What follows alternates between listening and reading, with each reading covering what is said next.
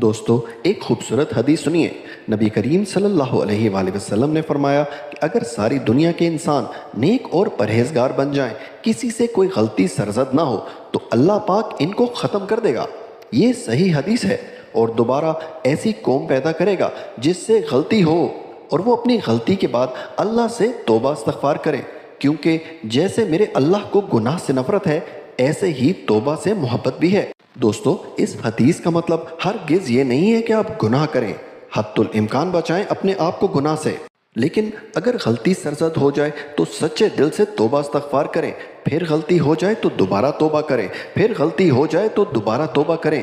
ایک حدیث میں آتا ہے کہ اگر انسان ایک دن میں 70 دفعہ گناہ کر کے 70 دفعہ بھی توبہ کرے گا تو 70ویں دفعہ بھی اللہ اس کی توبہ کو قبول کرے گا، لیکن یہ صرف اس وقت تک ہے جب تک وہ موت کو اپنی آنکھوں سے نہیں دیکھ لیتا۔